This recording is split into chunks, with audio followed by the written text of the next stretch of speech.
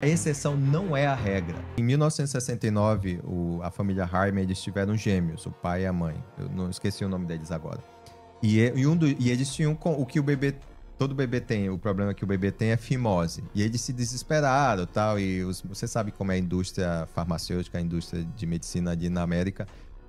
Tem que fazer como se diz, uma circuncisão. E aí eles foram nos médicos e eles foram testar uma nova forma para fazer essa circuncisão, que era com cauterização, queimando a pelezinha. Só que deu tudo errado e um dos bebês, que é o Brian Harmer, ele perdeu o pênis porque foi tudo queimado. E aí os pais se desesperaram. Naquela época estava tendo a ascensão de John Money.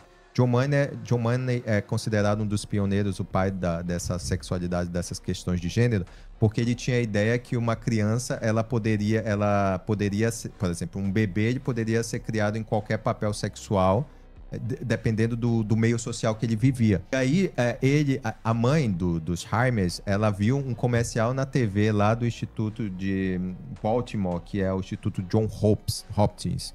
E aí ela viu o Dr. Money promovendo isso e levou o bebê lá. E o que o John Money teria? Ele estava ali com um bebê com um problema que não tinha pênis do sexo masculino. Qual a brilhante ideia dele? Vamos criar ele como uma menininha.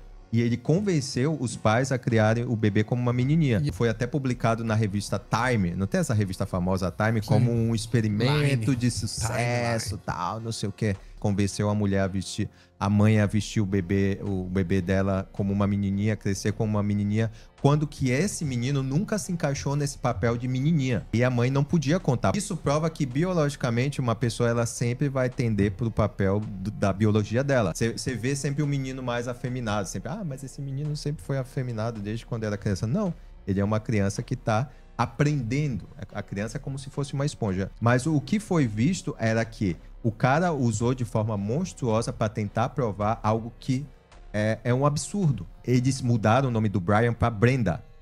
Eles encontrou uma menininha com o psicológico todo destruído, que não se encaixava no papel que foi designado a ela.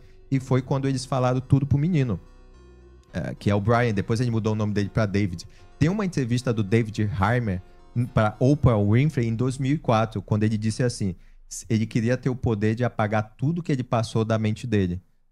Foi tão impactante que a família estava toda destruída. O irmão morreu de overdose, o pai se matou e depois o Brian se matou. O menino gosta de coisas mais brutas. Isso é a biologia dele. A menininha não. A menininha, ela